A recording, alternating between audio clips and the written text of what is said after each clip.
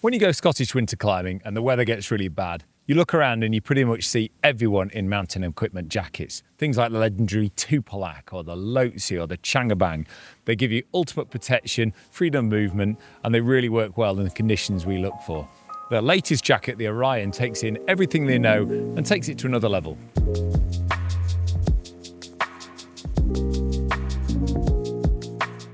I've used the Tupolak jacket and pants and bag for absolutely years, and they're bomb-proof and they are brilliant. And they still exist in mountain equipment's range. However, with the changes in everything to do with the outdoors and particularly waterproofs because of PFAS getting banned, now if you don't know what I'm talking about there, we've got a full video on that. I suggest you go and watch it because it's really quite important.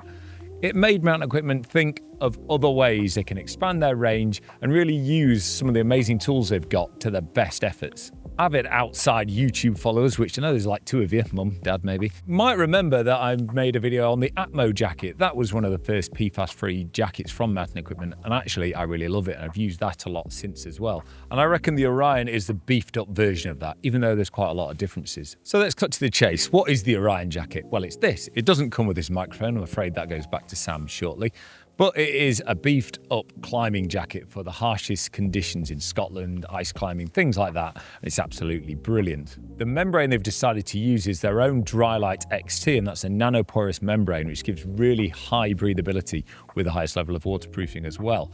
Now that's quite interesting because they still use Gore-Tex quite heavily in a lot of their products, but actually they're finding really clever ways of using their own membranes and getting really great results. So DryLite XT and the Orion jacket are PFAS-free or are no intentionally added PFAS. So obviously that is nice for the environment and the people in the supply chain, all those type of things.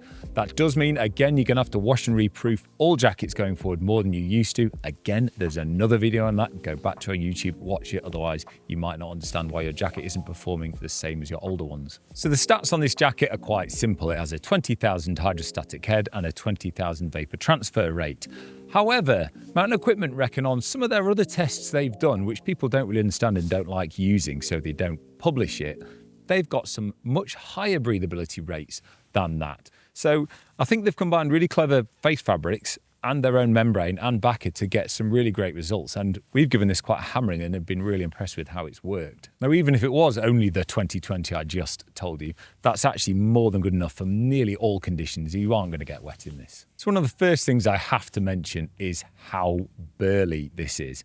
Think about the Tupolak, the legendary really hardcore climbing jacket. That has an 80 denier face fabric. That's really burly, one of the most burly on the market. The Orion combines 160 denier and 70 denier fabrics. So that should just be an absolute tank. But what's amazing about it is it doesn't feel crunchy and solid and horrible to wear like some of those other burly jackets can. So what that basically means is you get a lot of jacket for your money because it actually comes in at quite competitive in the whole world of expensive jackets these days.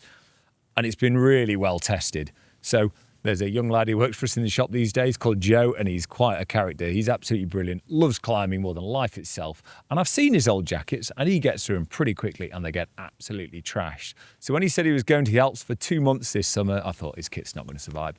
He took this jacket. So I was lucky enough to give it a bit of a go last winter and I was skiing in it. I think I did one climb in it. But if I'm honest, the season was a bit rubbish and I didn't use it loads. But Joe took it away, wore it loads, gave it an absolute hammering. While it had a few stains on it, I think I got the banana peel out of the pocket. Otherwise, it's coped really well and I can't see a scratch on it. While the comfort and the feel of the material in the jacket is obviously brilliant, like I've already mentioned, what goes without saying these days is mountain equipment have done an amazing job on the cut. They always make the best jackets for actually climbing. You can move your arms, it doesn't raise up.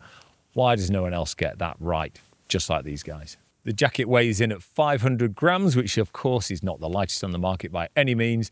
In fact, it's probably fairly heavy these days, but that's on purpose because it's super burly. You're going to be wearing this. Although it does pack up pretty small and it's not going to be too much of a problem while you're walking in and carrying it in your bag. So the whole jacket has been designed for climbing. Of course, you can go walking in it and do whatever you like in it. I've skied in it quite a bit last year and it was great, but it's set up for climbing.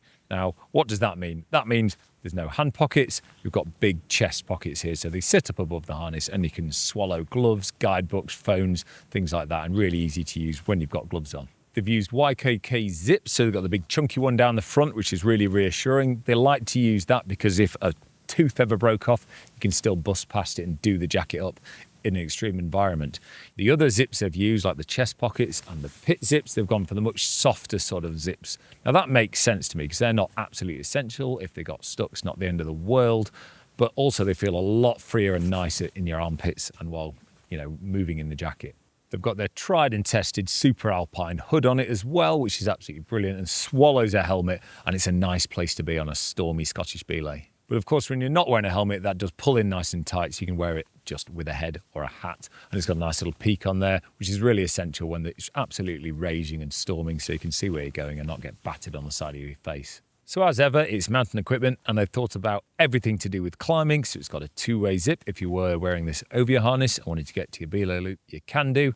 Even the pull cords on the hem, once again, they've been cut and resealed, so you aren't going to snag your ice axes or your crampons or your carabiners on there while wearing a harness. The sleeves feel really well cut, so you can push gloves through there, but they're not super baggy. And then the cuffs at the end cinch up really nice and tight. And again, you can just climb so freely in here. I think we'll see more brands experimenting with waterproof since we've had the PFAS ban. Mountain Equipment have worked really well with their DryLite XT and different materials, and it's come across really well. The feel is nice and quiet, yet it's still super burly. And so far it's performed really well with breathability and waterproofing. I'm really excited to see how this jacket's going to stand up this winter. I'm going to pass it between me and Graham and Joe because we are great at trashing things.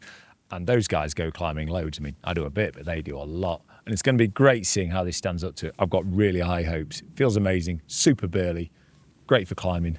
What more could you wish for? Now, I know I sound like a broken record, but please make sure you wash and reproof and reheat your jackets. Going forward, PFAS free. They're not going to work the same as the old ones. It's not this jacket, it's everything on the outdoor industry. So please look after them. We have got a video how to do that if you don't know what you're doing, but it's really going to make them perform to their best.